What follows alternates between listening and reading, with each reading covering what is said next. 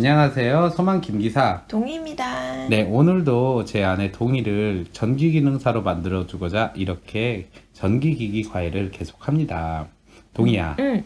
우리 변압기 공부를 하고 있는데 어. 지난 시간까지 우리가 변압기 결성까지 공부를 했어. 응. 오늘은 우리가 기존에 알고 있는 변압기랑 좀 다른 특수한 변압기에 대해서 얘기를 해보고자 해. 그래. 그래가지고 이게 종류가 좀 여러 가지가 있는데 그 중에 이제 그 계기용 변압기, 계기용 변류기라고 하는 PTCT에 대한 이야기는 다음 시간에 하고 그 전에 이제 4개 정도의 특수 변압기에 대한 얘기를 할 거거든. 오빠가 오늘 강의에서 소개할 특수 변압기는 총 4종류야. 그러면 이 변압기가 어떤 변압기인지 알고 이 변압기마다 어떤 공식이나 특징 같은 게 있으면 그걸 외우면은 시험 문제에서 나오면은 그렇게 어렵지 않게 풀 수 있으니까 크게 부담 갖지 말고 잘 들어봐. 자, 특수 변압기 그 중에서도 가장 유명한 게 바로 단권 변압기라고 해.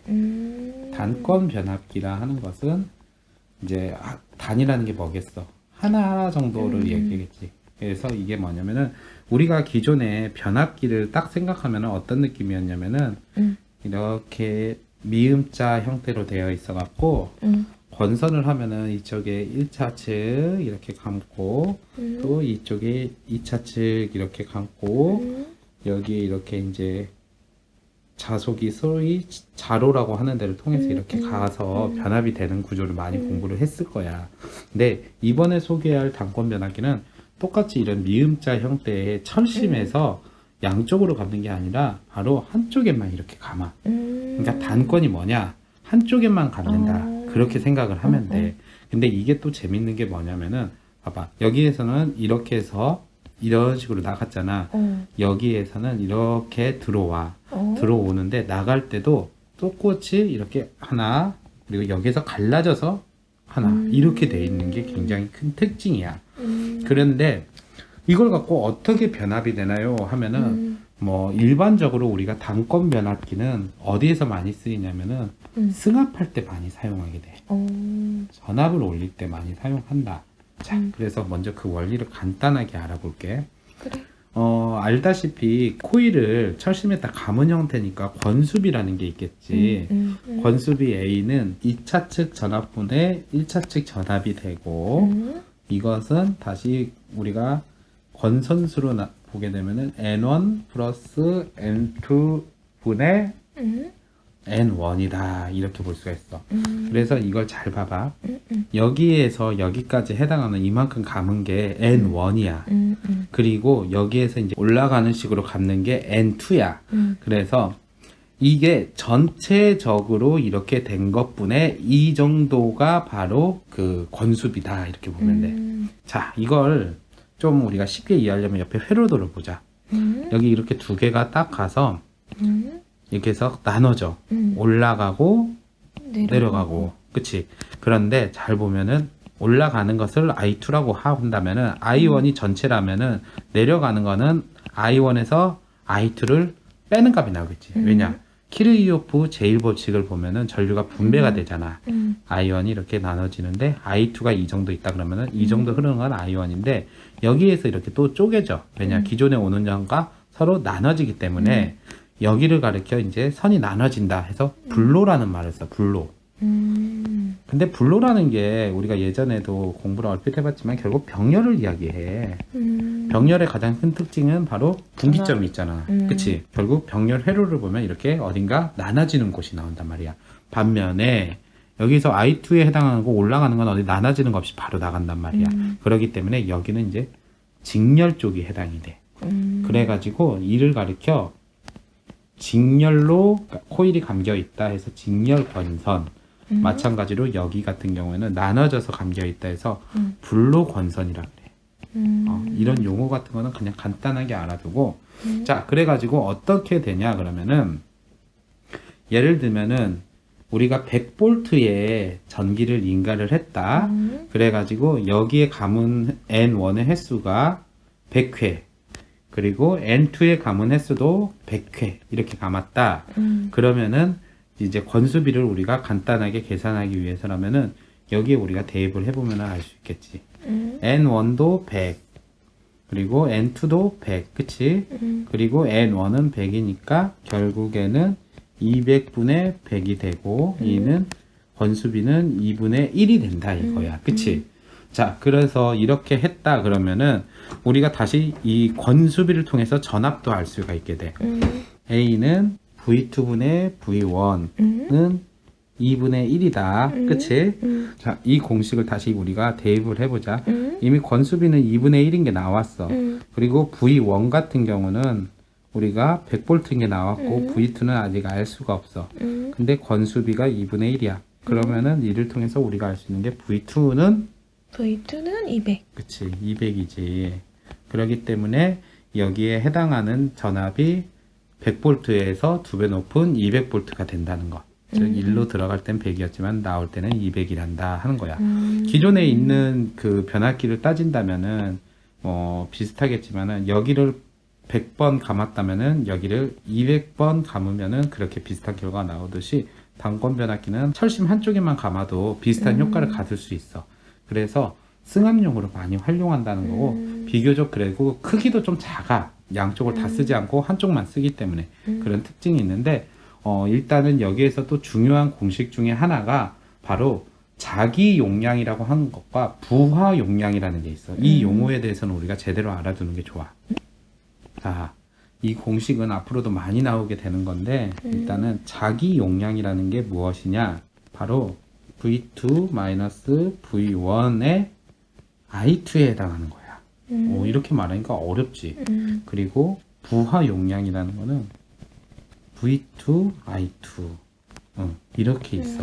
자, 이게 우리가 쉽게 이해가 안 간다면은 그냥 간단하게 말을 하면은 이쪽에 해당하는 게 자기 용량, 그 부하 용량은 이보다 큰 이 정도에 해당하는 것이 부하 용량이라고 보기 때문에 이 단권 변압기의 특징 중에 하나가 자기 용량보다 부하 용량이 커. 이게 무슨 얘기냐? 변압기 내 자신의 용량이 100이다 그러면은 이 100 정도의 용량을 갖고 있는 단권 변압기가 있다 그러면은 부하 용량이라는 건 실제로 우리가 변압기에 물려가지고 사용할 수 있는 전기 부하의 양이거든. 자기 덩치보다도 더 큰 용량을 쓸 수가 있다는 게 단권 변압기의 가장 큰 특징 중에 하나야. 그래서 자기 용량보다 부하 용량이 더 크게 할 수 있다 이거야. 이게 어떻게 보면 되게 중요해. 결국 이런 특징을 갖고 있고 이에 대한 비율 같은 것을 우리가 구할 때는 중요한 공식이 있는데 오빠는 그 당시에 부자라고 외웠어. 왜냐하면은 부하 용량분의 자기 용량 이 공식을 시험에 많이 나와. 기능사가 됐든 기사가 됐든. 그래서 부하 용량 대비 자기 용량 비 해가지고 뭐 말 그대로 분수도 이렇게 표기를 하면은 방금 오빠가 구했던 부하 용량 자체가 V2, I2분의 V2-V1 그리고 I2 이걸 이제 좀 더 간단하게 얘기를 하면은 VH가 뭐냐? 높은 전압, 하이에서 따온 거야. 그래서 높은 전압인 VH-VL, L은 뭐냐? 로우에서 따온 거야. 그래갖고 이런 것 같은 경우는 우리가 그냥 간단하게 알아줘자. 더 높은 쪽 전압, 그리고 VL은 낮은 전압이다. 그래서 이 공식을 알면은 앞서 우리가 100V에서 200V로 나왔잖아. 그러면 간단해. 200분의 200에서 100을 뺐으니까 100. 그래서 이때는 답이 2분의 1이다. 결국에는 뭐 건수비가 비슷하게 나가는 거고 이런 단권 변압기의 특징 같은 걸 간단하게 알아보자. 특징 중에 가장 대표적인 게 앞서 오빠가 말했지만은 얘는 크기가 크지가 않아. 철심 양쪽에 이렇게 대고 하는 변압기가 아니라 철심 한쪽만 하기 때문에 가장 큰 특징은 동량. 동이란 건 구리를 이렇게 똘똘 감았잖아. 그래서 권선량이라고도 해. 동량이 감소. 이거는 또 이런 특징을 갖고 있지. 결국에는 가볍지. 가볍고 또 이런 특징을 갖고 있지. 경제적이다. 구리가 싸니까? 아, 구리 비싸. 그래? 근데 그만큼 비싼 만큼 아껴 쓰면 그만큼 돈이 절약되니까 경제적인 거지. 그렇잖아? 적어서? 그 사실 이게 불편한 진실인데 그냥 가격이 싸진다면 없어 보이니까 경제적이다 이렇게 고상하게 표현하는 거야. 자, 그리고 또 하나. 동량이 감소한 것 중에 큰 특징 중에 하나가 동이 감소할수록 우리가 동으로 인한 손실, 동손 적어져. 기억나지? 동손도 감소하게 돼. 어떻게 보면 이것도 좋은 거라면 좋은 거 할 수 있어. 동손이 감소한다. 이 얘기는 결국에는 효율이 더 올라간다. 이렇게 볼 수도 있어. 당연히 손실이 줄어들면 효율이 올라가지. 자, 또 어떤 특징이 있냐 그러면은 누설 자속이 적음으로 전압 변동이 적고 계통의 안정도가 증가한다. 이렇게 보는데 이게 누설 자속이 감소한다는 이야기가 어떻게 보면 되게 어려울 수 있어. 근데 우리 그때 기억날지 모르겠는데 누설 자속이 감소하게 되면은 그와 똑같이 내려오는 게 뭐냐면은 누설 리액턴스라고 하는 녀석이 줄어들게 돼. 자, 이게 무슨 얘기냐? 지난번에 강의에서 우리가 이거 공부했던 거 기억나? 단락 전류의 값을 구하는 거. 기억이 안 나면 오빠 갖다 줄게. 단락 전류는 IS라 쓴다 그랬어. 단락 전류 IS는 ZS 그리고 E 곱하기 전격 전류다. ZS가 그때 기억날지 모르겠는데 동기 임피던스라고 했을 거야. 그래서 이 S가 싱크로노스라 그러고 E는 상전압 그런 거 배웠잖아. 이 임피던스 성분에는 알다시피 저항이 있고 X가 뭐야? 리액턴스잖아. 리액턴스는 우리가 공부하기로는 XA 즉 전기자 그리고 또 하나 배웠던 게 바로 XL 누설 리액턴스가 XL이지. 이 누설 리액턴스가 작아지게 되면은 동기 임피던스도 작아지겠지. 상자답은 같아. 근데 이 동기 임피던스 값이 작아지게 되면 단락 전류 값은 커져 작아져. 커져. 그치? 그렇기 때문에 누설 자속 즉 누설 리액턴스가 이렇게 줄어들게 된다. 그렇게 되면은 결국에는 단락 전류가 커지는 것도 이 녀석의 단점 중에 하나야. 그래서 단락 전류가 큰 거는 좋은 게 아니야. 단락이라고 하는 것은 결국 붙는 건데 사고가 났다 그러면은 훨씬 더 큰 위험을 초래할 수 있기 때문에 단락 전류는 크지 않는 게 좋아. 그래서 이런 것도 하나의 특징이고 이건 장점이 아니라 오히려 단점이지. 단락 전류가 커진다는 거. 그리고 1, 2차 건선이 전기적으로 공통이라서 절연이 어렵다. 이런 것도 있어. 즉 절연의 어려움. 자, 이거는 기존 변압기를 보면은 1차 측 권선, 2차 측 권선, 그리고 철심으로 이렇게 돼 있어서 사실상 여기가 이렇게 절연이 돼 있는 상태야. 직접적으로 닿지 않잖아. 근데 알다시피 여기에서는 같이 이렇게 있단 말이야. 그렇기 때문에 행여나 이 동손에 코팅 같은 게 벗겨지거나 이러면 합선으로 연결될 수 있거든. 그래서 절연에 더 신경을 써야 돼. 그만큼 절연이 어렵다는 거야. 그래서 이런 특징 같은 것도 좀 알아두고 자, 이번에는 중요한 공식 3가지에 대해서 알려줄게. 이거는 그래. 단권 변압기를 공부한 입장에는 이 정도는 우리가 외우고 가는 게 되게 중요해. 자, 그게 뭐냐? 각 결선에 따른 아까 전에 우리가 공부했던 부하 용량 대비 자기 용량, 아니 부하 용량에 대한 자기 용량 비야. 그래가지고 오빠가 지금 구한 이 VH분의 VH-VL은 실질적으로 Y결선에서의 이야기야. 그래가지고 여기 이 공식은 그냥 어떻게 보면 되게 직관적이야. 높은 전압분의 높은 전압 마이너스 낮은 전압이거든. 이게 이제 결국에는 Y결선하고 똑같아. 그래서 오빠가 이건 중요하니까 빨간색으로 써줄게. 자, Y결선. 이때는 똑같이 VH 높은 전압분의 높은 전압 마이너스 낮은 전압이다. 자, 이렇게 볼 수 있고 우리가 또 결선 중에 하나 배운 게 뭐가 있어? 델타 결선이 있어. 델타 결선은 조금 복잡하지만 잘 봐도 루트 3분의 1 그리고 분모는 VH VL 분의 VH의 제곱 마이너스 VL의 제곱 이 공식이야. 그리고 마지막으로 두 개의 상으로 있는 V결선 같은 경우는 좀 비슷하지만은 좀 달라. 이게 어떻게 다르냐면은 루트 3분의 2야. 그냥 V결선은 두 개의 상이라 생각하면 돼. 그리고 델타 결선은 뭐 제곱도 나오는 대신 얘는 조금 그렇게까지는 안 나오고 오히려 Y결선하고 비슷하게 나가. VH분의 VH 마이너스 VL 이렇게 이용하면 된다. 그래서 여기 단권 변압기에서는 사실 이 세 가지 공식과 그리고 이런 특징 같은 거는 꼭 외우고 가자. 그리고 권수비 같은 것도 어떻게 보면 되는지에 대해서 이해하면 되니까 단권 변압기는 이 정도야. 그리고 특수 변압기에서는 단권 변압기가 가장 어렵고 양이 많아. 뒤에 얘기하는 건 좀 쉬울 거야. 그래. 자, 이번에 공부할 변압기는 바로 누설 변압기야. 누설 변압기. 오, 누설. 뭔가 새는 느낌 아니야? 그러네. 뭘 세게 할까? 전기. 전기를 세게 하면 누전이야. 큰일 나. 자, 일단은 이게 바로 누설 변압기의 모양인데, 앞서 우리가 보통 변압기 할 때는 그 미음자 형태의 철심의 양쪽을 감았잖아.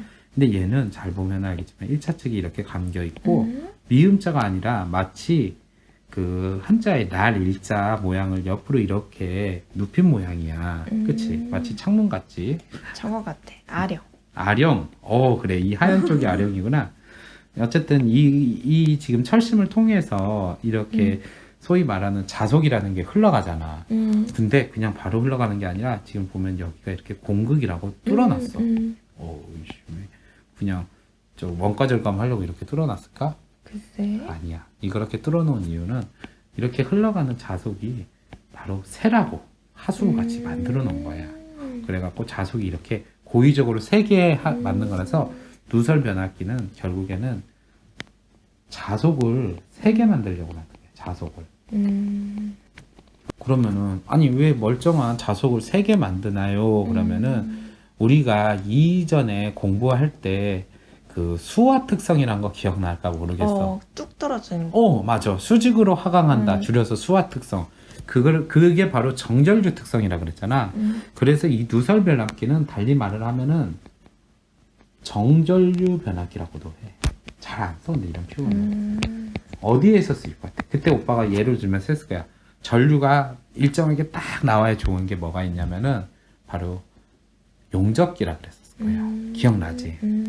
그래서 또 용접 변압기라고도 하는 사람들이 있어. 용접 변압기.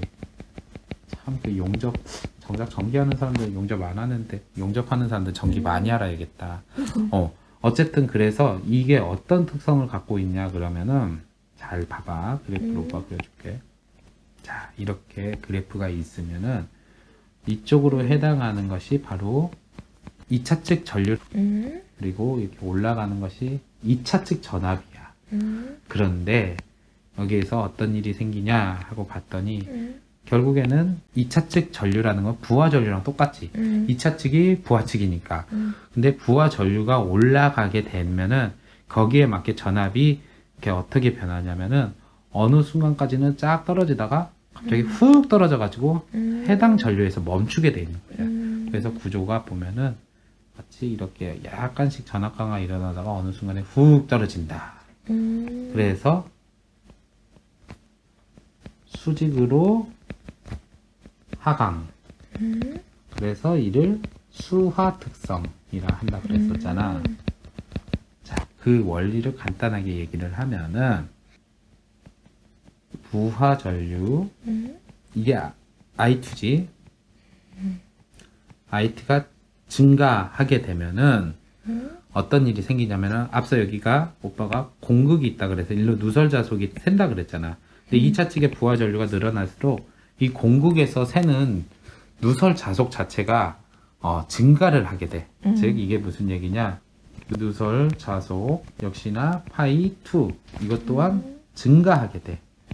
자, 그렇게 되면 당연히 누설 리액턴스 앞서 오빠랑 공부할 때도 잠깐 나왔었잖아. 누설 리액턴스도 역시 증가할까 말까? 내가 알려줄게. 증가. 그치? 누설 리액턴스도 증가해. 이거 방금 전에 오빠가 설명했었을 거야. 여기서 보면은 단락전류 설명할 때 이렇게 이 임피던스와 누설 자속과 누설 리액턴스 이런 이야기를 하면서 설명했으니까 해서 누설 자속이 감소한다는 거는 단락전류가 커진다. 이 원리 설명하면서 얘기했거든. 누설 리액턴스가 커진다는 얘기는 좋게 말하면은 단락전류가 작아져. 근데 우린 지금 단락전류에 꽂힐 게 아니야. 이로 인해서 어떤 일이 생기냐면은 단자 전압이 또 떨어지게 돼. 그래? 왜 그럴까? 글쎄. 당연하지. 잘 봐봐. 단자 전압 V2가 떨어지게 된다. 왜 그러냐면은 자, 우리가 이것도 당연한다는 이야기가 V는 IZ잖아. 그치? 그러면은 자, Z에 해당하는 게 결국 누설 리액턴스잖아. 왜냐? 임피던스는 저항과 리액턴스의 합이잖아. 얘가 떨어져. 떨어지게 된다. 그러면은 반자 전압이 왜 떨어지냐? 전류 자체는 변하지가 않기 때문에 그래.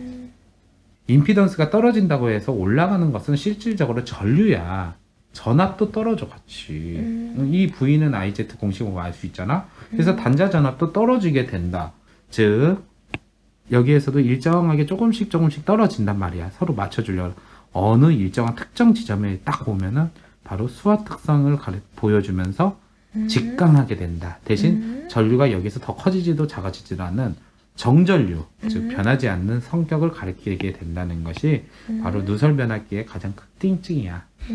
그래서 여기에서의 핵심은 바로 수화 특성에 따른 정전류. 이걸 우리가 꼭 기억하자. 자, 바로 이게 바로 누설 변압기고, 용도는 방금 말했듯이 용접 변압기, 용접용 변압기에서 많이 사용이 된다는 점. 그리고 이번에 말할 특수 변압기는 삼상 변압기. 삼상 변압기라는 것은 말 그대로 기존에 우리가 삼상 변압기를 표현할 때 어떻게 표현했는지 기억날까 모르겠는데 이런 식으로 표현했을 거야.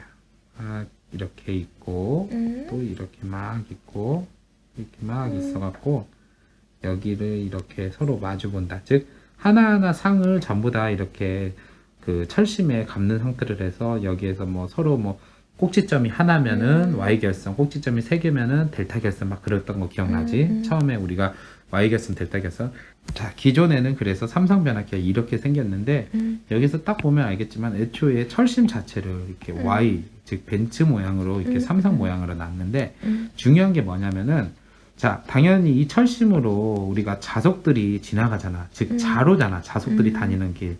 그래가지고 이렇게 서로 모이게 되면은 혹시 그거 기억나는지 모르겠는데 우리가 삼상 부하가 평형일 때 세 개가 모두 합하게 되면은 전압이 제로였던 거 기억이 나지. 그게 바로 삼상 부하의 평형이라 그랬을 거야.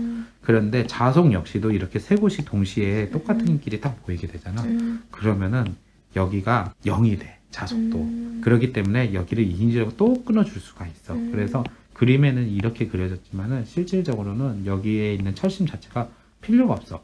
자, 철심이 필요 없으면 뭐가 좋냐? 그만큼 철을 아낄 수 있지. 그래서 되게 경제적이야. 이거 웃자고 한 얘기가 아니라 그래? 진짜 철심 양을 감소시킬 수 있어. 그렇게 되면 또 뭐 좋냐면은 자, 우리가 변압기 쪽에 해당하는 손실이 철손이 있었고 동손도 있었잖아. 근데 앞서 우리가 공부한 것 중에 동량, 즉 권선량을 아껴서 동선을 줄였잖아. 그럼 철심의 크기를 줄이면은 철손이 줄어들겠네. 똑같은 거야. 그렇게 되면 또 효율도 올라가고. 효율도 좋고. 그래서 이 삼상 변압기의 가장 큰 특징 중에 하나가 여기 가운데 쪽에 해당하는 것을 안 써도 된댔잖아. 그래서 철심이 줄어든다. 이 이야기는 다시 말하면은 철로 인한 손실인 철손도 줄어든다. 그러면은 효율이 올라간다. 되게 경제적인 거야. 그래서 당연하지만은 그만큼 철을 줄였으니까 가격도 싸지겠지. 그래서 경제적이고 그만큼 또 쓸데없이 부피가 커지지 않겠지. 그래서 부피 줄어들고 질량이 무게지. 다 줄어들게 돼. 그리고 또 이제 Y 결선이나 델타 결선 같은 것을 변압기 외압 내에서 하니까 부싱이 절약된다. 이런 점도 있어. 이게 무슨 얘기냐면은 그냥 오빠가 그냥 간단하게 변압기를 이렇게 네모나게 그려줄게. 자, 그리고 함으로 돼 있어. 변압기는 크게. 그래서 이 안에 우리가 계속 배웠던 어떤 철심이 이렇게 속에 옹알이를 뜨고 있다. 그러면은 이곳에 우리가 결국 선을 이렇게 감은 형태잖아요. 감은 형태라면 1차 측 권선이 이렇게 있겠고 그리고 변압이 된 2차 측 권선이 있을 거 아니야. 그런데 이것을 외부에서 이 함으로 접속시켜주기 위해서 이렇게 쭉 뿔을 달아놔. 여기도 그렇고 뿔을 달아. 아마 삼상이라면 이제 3개씩 뿔이 달려있겠지. 이렇게 뿔이 달려있는 부분을 이렇게 부싱이라 그래. 실제로 부싱은 전류가 흐르기 때문에 굉장히 위험해. 변압기에서 부싱을 통해서 감전할 수도 있을 만큼 굉장히 위험한데 어쨌든 이런 부싱 자체를 외압 안에서 이 함 안에서 바로 이렇게 들어와 갖고 결선을 하기 때문에 부싱이 필요가 없어. 그래서 이 부싱으로 인한 것이 절약이 되는 것도 있어. 이것도 또 경제적이라고 볼 수 있겠지. 그리고 또 단점이 하나가 있는 게 우리가 그 전에 델타 결선 같은 경우는 하나의 상이 망가지더라도 V 결선을 이용해서 삼상 전력도 쓸 수도 있고 결국 Y 결선 같은 경우에도 두 개의 상이 고장 나더라도 하나의 상이 멀쩡한 그걸 이용해서 단상을 쓸 수가 있는데 이거는 전부 다 셋 다 똘똘똘똘 뭉쳐 있는 상태잖아. 그렇기 때문에 어디 한 곳이 뚝 끊어지거나 이런 식으로 상이 고장이 나면은 전체를 못 쓰게 돼. 이게 어떻게 보면 되게 단점이야. 그래가지고 권선마다 독립이 안 되어 있어. 서로 뭉쳐 있는 거야. 같이 죽고 같이 살자. 그래서 단상 변압기로 사용이 불가능하다. 근데 이것도 약간 또 다른 점이 있어. 자, 언제까지나 그렇게 느껴지지만은 이거는 바로 내철형이라고 하는 녀석의 문제점인 거야. 지금 내철형에 대한 그 그림이 이거야. 이렇게 서로 다 이렇게 셋이서 뭉친 거고 입체적으로 보면 이런 모습인데 이렇게 내철형으로 돼 있으면은 당연히 어느 한쪽이 딱 끊어지면은 못하지만은 내철형이 아니라 외철형이라고 하는 게 또 있어. 외철형은 오빠가 간단하게 그림을 그려주면은 이렇게 돼 있어갖고 여기가 이제 첫 번째 상, 두 번째 상, 세 번째 상 이렇게 있다고 본다 그러면은 결국에는 이렇게 또 코일들이 막 감겨 있는 형태야. 외철형은. 그래서 외철형 같은 경우에는 어느 한쪽이 에러가 났다. 예를 들면은 첫 번째 상에서 에러가 났다 하더라도 기존에 물려 있는 이 두 번째 쪽 있잖아. 그리고 세 번째 쪽 상은 무난하게 쓸 수가 있어. 서로 각 상이 독립이 되어 있기 때문에 외철형 삼상 변압기 같은 경우에는 쓸 수 있다는 거. 그래서 이거에 대해서도 그냥 간단하게 우리가 알아두자. 일반화 시키지 말라 이거야. 당연히 외철형을 샀으면은 단상도 가능하다. 그래서 한 상만 고장이 나도 사용할 수 없고 보수가 어렵다 같은 것도 전부 다 내철형 이야기야. 근데 외철형을 사용하게 되면 그런 것도 어느 정도 보완을 할 수 있기 때문에 외철형 삼상 변압기 같은 경우가 더 좋지. 대신 또 외철형 삼상 변압기의 단점은 그만큼 철심을 더 많이 쓰기 때문에 어떻게 보면 철심이 줄어들어서 철손도 줄어들고 효율이 올라간다 이런 얘기가 부분적으로 틀릴 수도 있겠지. 그러니까 모든 걸 다 갖추기는 어려워. 어느 정도 서로 합의를 보라 이런 얘기가 뭘 얻었으면 뭘 잊고 이래야 돼. 자, 마지막으로 3권선 변압기에 대해서 이야기를 해보자. 방금 전에 본 삼성과 달리 3권선 변압기는 또 뭐가 다른가 봐요 이 생각을 할 수가 있어. 달라. 앞서 우리가 변압기 얘기할 때 계속 봤던 그 그림 자체가 좀 징그럽지만은 이렇게 생겼잖아. 1차 측 그리고 2차 측 그치? 근데 이번에는 보다시피 1차 측은 비슷한데 2차 측이 두 개로 나눠져 있어. 그렇게. 그래서 여기에서 하나의 권선, 두 개의 권선이 일반적인 변압기였다면 하나가 더 있는 세 개의 권선이 있기 때문에 3권선 또는 3권선 변압기라 그래. 역시나 이것도 삼상에서 많이 이용하게 되는데 이때의 권수비랑 전류 특성에 대해서는 우리가 조금 공부를 해두자. 그래서 이거는 중요하니까 오빠가 빨간색으로 칠해줄게. 그래. 자, 권수비라는 거 이거는 우리가 그냥 단순히 A로 표기를 하지 않고 예를 들면은 이 옆에 있는 그림에서 E2에 해당하는 것은 바로 N1과 N2의 비율의 E1을 한다. 그리고 E3 같은 경우는 N1분의 N3의 E1이 된다. 이렇게 돼.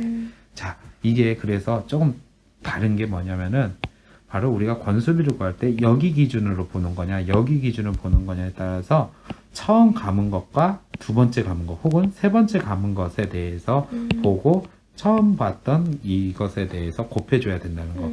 이거 우리 옛날 전기 이론할 때 전압분배 법칙, 전류분배 법칙 하면서 막 저항을 어디에다 두고 막 그랬던 거 기억나지 않아?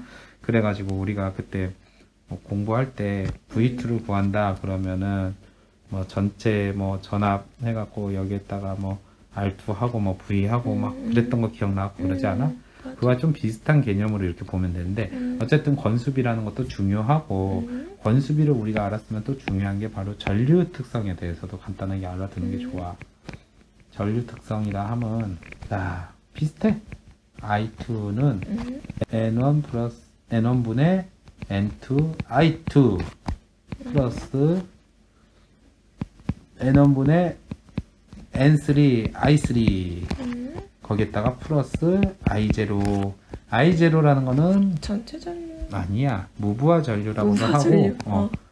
여자 전류라고도 해. 음. 여자 전류 아무 부하도 안 걸려있는데 흐르는 전류가 뭐겠어. 자석을 만들어주기 위한 여자 전류라고 볼 수 있지. 그래서 이렇게 계산한다는 거 이 두 가지 공식 알아두고 특징 같은 거는 어렵지 않아. 어떤 특징이 있나 봤더니 먼저 우린 그동안 Y 결선, 델타 결선 그런 게 다 가능하다 했잖아. Y 델타나 델타 Y도.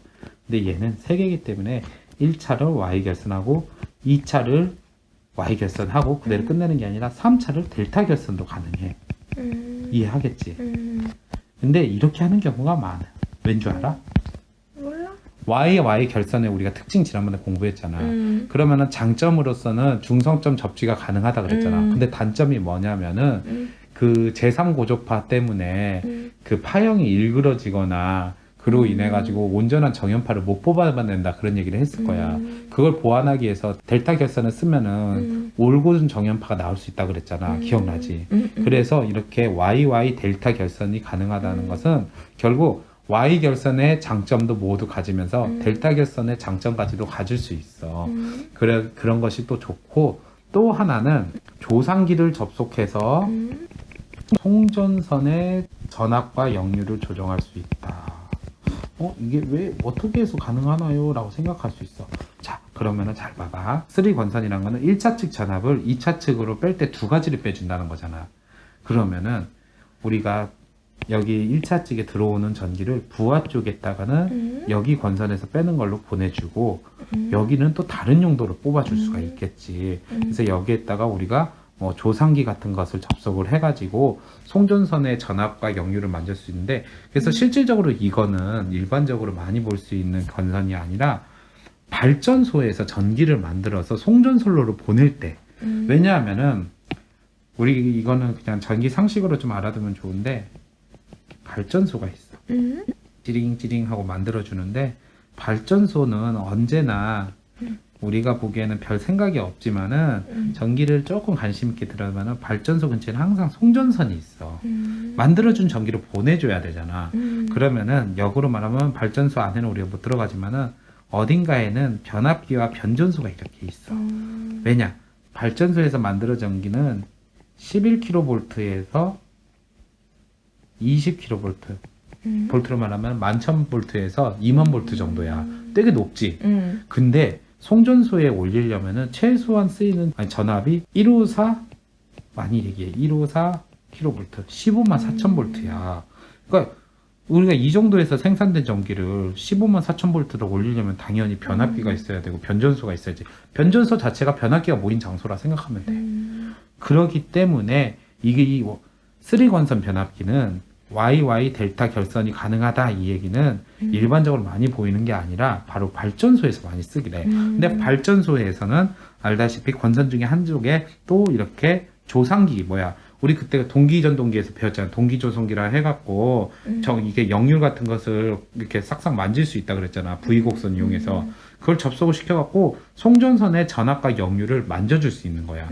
역류를 잘못 만지면은 자기여자 현상, 즉 페란티 현상이 생겨갖고 전류가 거꾸로 쳐 들어올 수가 있거든. 전류는 전압이 높은 데서 낮은 데로 올라가기 때문에. 그래서 이걸 보통 발전소에서도 많이 사용하고 그래서 또 특징 중에 하나가 뭐냐? 발전소에서 소내용으로도 사용이 가능하다 이거야. 이게 뭐 소내용으로 가능하다는 거는 우리 발전소에서 이렇게 전기를 생산하니까 우리 발전소에 형광등도 쓰고 컴퓨터 있으면 컴퓨터도 돌리고 뭐 그런 용도로도 쓸 수는 있지.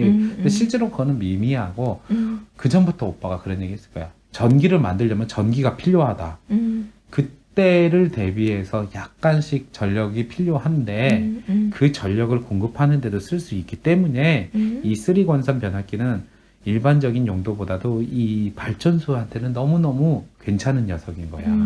그래서 이렇게 특징이 있다는 점 그리고 이 건수비와 전류 특성 같은 공식을 외우는 게 좋겠다. 자, 오늘 공부한 특수변압기 4가지 다시 간단하게 중요한 걸 얘기를 하면은 단권 변압기가 좀 말은 길었지만은 결국 중요한 거는 부하 용량 대비 자기 용량 공식. 결선별로 다 달라. 외워주고 특징 같은 것도 꼭 봐두자.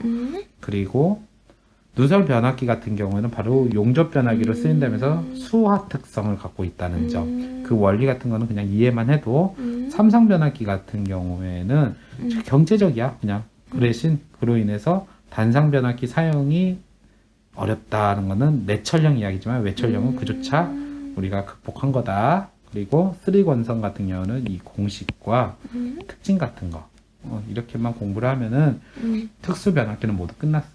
그래. 다음 시간에는 이제 계기용 변압기와 계기용 변류기 PTCT 이쪽인데 이것도 원리만 알고 나면 되게 어렵지는 않은데 좀 회로가 복잡해서 그런 건 이해를 해야 될 거야. 알겠어. 자, 여기까지 공부하는 수고 많았고 우리 이제 헬스장 가자. 알았어. 하나, 둘, 셋, 화이팅!